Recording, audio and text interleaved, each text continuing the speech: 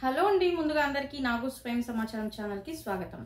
ఈరోజు మన వీడియోలో అంటే భగవద్గీత పారాయణంలో అంటే కర్మయోగమైనటువంటి 5వ అధ్యాయంలో మనం 12వ శ్లోకం గురించి అయితే చెప్పుకోబోతున్నామండి. ఇదివరకు వీడియోలో అయితే 9, 10, 11వ శ్లోకం గురించి అయినా చెప్పుకున్నాం.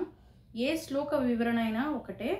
ధర్మాన్ని ఎంచుకోవాలి, ధర్మ మార్గంలో నడవాలి, దాంతోపాటు ఆధ్యాత్మికంగా మనం అడుగులు వేయడానికి ఈ భగవద్గీత ద్వారా మనకి బోధన చేయబడింది. సాక్షాత్ భగవంతుని ద్వారానే అంటే శ్రీకృష్ణుని ద్వారానే మనకి అర్జునునికి చెప్పినట్టు మనందరికీ గీత బోధ చేశారన్నమాట. ఇక్కడ ప్రతి ఒక్క శ్లోకము ఇంపార్టెంటే, ప్రతి ఒక్క శ్లోక వివరణ కూడా మనకి సూటబుల్ అయినటువంటిదే.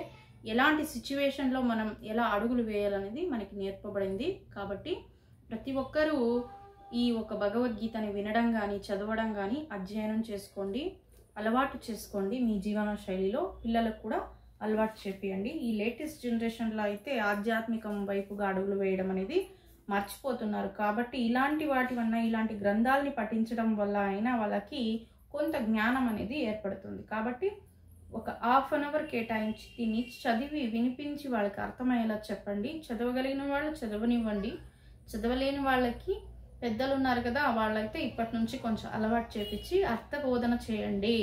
ఇక శ్లోకానికి అయితే వెళ్దామండి. యుక్త కర్మఫలం త్యక్త్వా శాంతిమాప్నోతి నైష్టికీం ఆయుక్త కామకారేణ ఫలసక్తో నిబధ్యతే. అంటే యుక్త భక్తియుత సేవలో నెలకొనివాడు కర్మఫలాలను త్యక్త్వా విడిచి శాంతి పరిపూర్ణ శాంతి ఆప్నోతి పొందుతాడు. నైష్టికి నిశ్చలమైనట్టి ఆయుక్త కృష్ణ భక్తి భావనలో లేనివాడు. కామకారేణ అంటే కర్మఫలం అనుభవించే కారణంగా బలే ఫలములో సక్త ఆసక్తుడై నిబధ్యతే బద్ధుడవుతాడు. అంటే స్థిరమైన భక్తి కలిగిన వాడు సమస్త కర్మఫలాలను నాకే సమర్పించే కారణంగా నిర్మలమైన శాంతిని పొందుతాడు. కాగా భగవంతునితో జతకూడని వాడు తన శ్రమఫలం పట్ల లోభము కలిగిన వాడు అయిన వ్యక్తి బద్ధుడవుతాడు. అంటే ప్రతి ఒక్కటి దేవునికి సమర్పించేవాడు భగవంతునితో ఏకీభవిస్తాడనమాట, భగవంతునితోనే ఉంటాడు. అలా కాకుండా తన యొక్క భగవంతుడు అంటే తన కొరకు తాను చేస్తూ లోభము కలిగిన వాడు బద్ధ జీవుడు అని ఇక్కడ చెప్పడం జరిగింది. భాష్యం: కృష్ణ భక్తి భావనలో ఉన్న వ్యక్తికి దేహ భావనలో ఉన్న వ్యక్తికి తేడా ఏమిటంటే, మొదటివాడు కృష్ణుని పట్ల ఆసక్తుడై ఉంటే తరువాతి వాడు తన కర్మఫలాల పట్ల ఆసక్తుడై ఉంటాడు. కృష్ణుని పట్ల ఆసక్తుడై ఉండి కేవలం అతని కొరకే పనిచేసే వ్యక్తి నిశ్చయంగా ముక్తి పురుషుడవుతాడు. తన కార్యఫలాల పట్ల అతనికి ఎటువంటి చింత ఉండదు. ఏదేని కార్యఫలం పట్ల చింతకు కారణం మనిషికి ద్వంద్వ భావనలో అంటే పరతత్వము గురించిన జ్ఞానం లేకుండా పనిచేయడమేనని భాగవతంలో వివరించబడింది. అంటే పరతత్వం లేకుండా ఇక్కడ పనిచేయాలి అని చెప్తున్నారు. కృష్ణుడే పరమ సత్యము, దేవాది దేవుడు. కృష్ణ భక్తి భావనలో ద్వంద్వ భావన లేదు. ఉన్నందంతా శ్రీకృష్ణుని శక్తి ఫలమే. కృష్ణుడు సర్వశుభకరుడు. అందుకే కృష్ణ భక్తి భావనలోని కర్మలు పూర్ణస్థాయిలో ఉంటాయి. అవి దివ్యమైనవి, భౌతిక ప్రభావము లేనట్టివి. అందుకే కృష్ణ భక్తి భావనలో మనిషి శాంతితో నిండి ఉంటాడు. కానీ ఇంద్రియ భోగానికై లాభాన్ని లెక్క పెట్టడంలో చిక్కుకున్న వానికి అటువంటి శాంతి ఉండదు. అంటే ఎల్లప్పుడూ తన స్వార్థం పరుడై ఉంటాడు. అంటే తన డబ్బా తాను కొట్టుకోవాలి. ఇలాంటి వాళ్ళకి శాంతి అయితే ఉండదండి.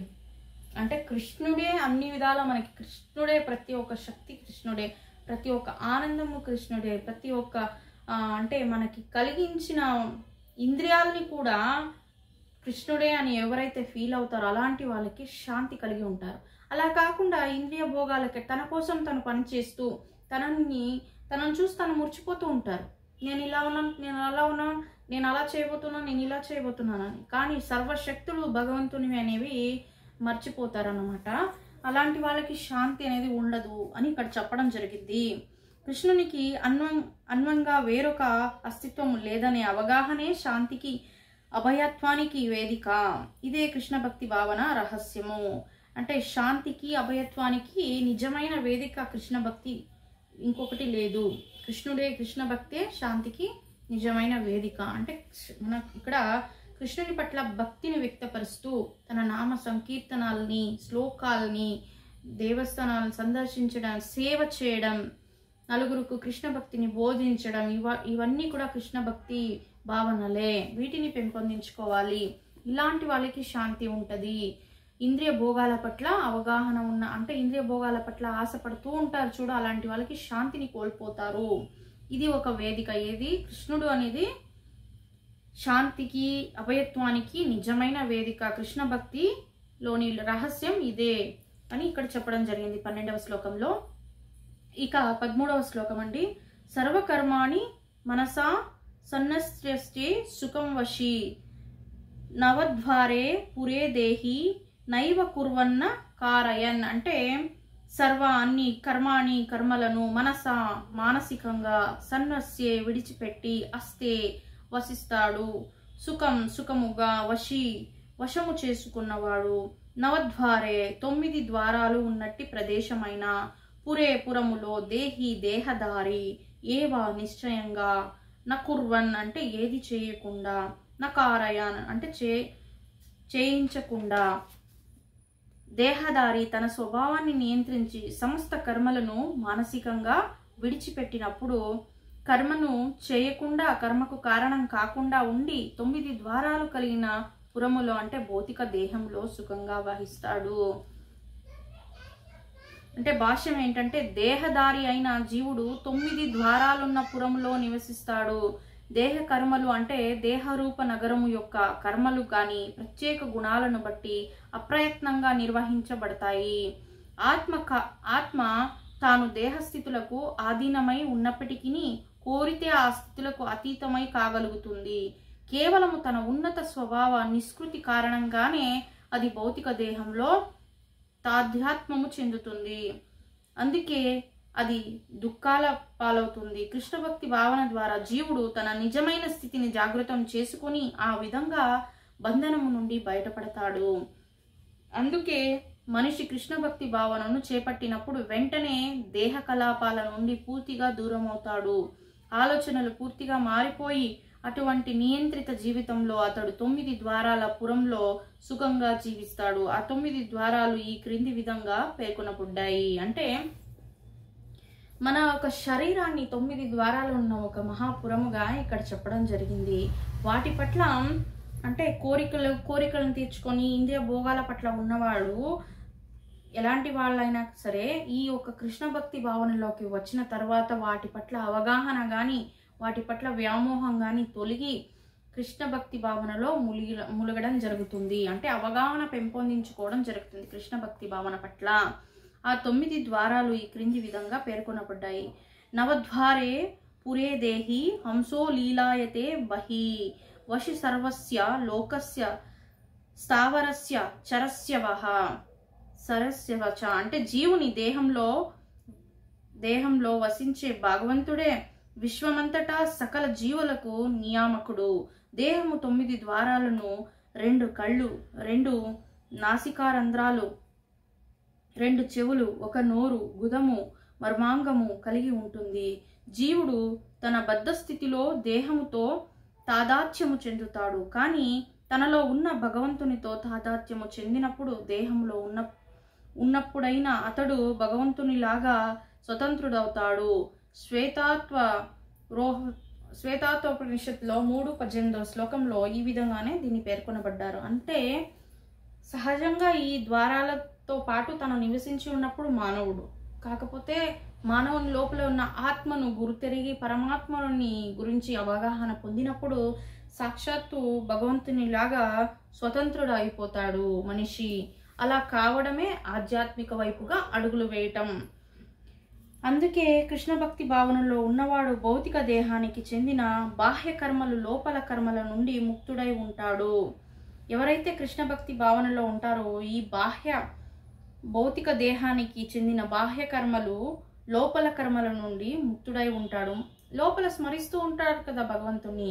కాబట్టి తన ఇంద్రియాల నుండి చేసిన అంటే బాహ్య కర్మల నుండి లోపల కర్మలు చేయడం వల్ల విముక్తుడై ఉంటాడు, ముక్తుడై ఉంటారు. ఇక్కడ 14వ శ్లోకం. సకర్తత్వం న కర్మాణి లోకస్య సృజతి ప్రభు న కర్మఫల సంయోగం స్వభావస్తు ప్రవర్తతే. అంటే నా కలిగి ఉండడు, కర్తృత్వం అంటే స్వామ్యము, కర్మాణి కర్ములను, లోకస్య జనుల యొక్క, నసృజతి తయారు చేయడు, ప్రభు దేహపురానికి అధిపతి, నా ఉండదు అంటే కర్మఫలాలతో సంయోగం సంబంధము, స్వభావ ప్రకృతి గుణాలు తు కానీ అంటే ప్రవర్తతే పనిచేస్తాయి. తన పురానికి అధిపతి అయిన దేహదారి కర్మలను తయారు చేయడం గాని, జనులను కర్మలలో ప్రేరేపించడం కానీ, కర్మఫలాలను సృష్టించడం గాని చేయడు. ఇదంతా ప్రకృతి గుణాల చేతనే చేయబడుతుంది. భాష్యము 7వ అధ్యాయంలో వివరింపబడినట్లు జీవుడు భగవంతుని శక్తులలో లేదా ప్రకృతులలో ఒకడైన భగవానుని వేరొక ప్రకృతి అల్పమైనదిగా పిలువబడేది. అంటే మనమంతా కూడా భగవంతునిలో ఒక భాగులే. ప్రకృతిలో ఒకడైన భగవానుని వేరొక ప్రకృతి అయినట్టి జడ పదార్థానికి భిన్నమైన వాడు. ఉన్నత ప్రకృతి అయిన జీవుడు ఏదో ఒక కారణంగా అనాది కాలం నుండి భౌతిక ప్రకృతి సంపర్కంలో ఉండిపోయాడు. అతడు పొందే తాత్కాలిక దేహము లేదా భౌతిక నివాస స్థానమే నానా రకాల కలాపాలకు, వాటి ఫలాలకు కారణంగా అవుతాయి. అటువంటి బద్ధ వాతావరణంలో నివసిస్తూ జీవుడు అంటే అజ్ఞాన వశంగా దేహంతో తాదాత్మ్యము చెంది దేహ కలాపాల ఫలాలను అనుభవిస్తాడు.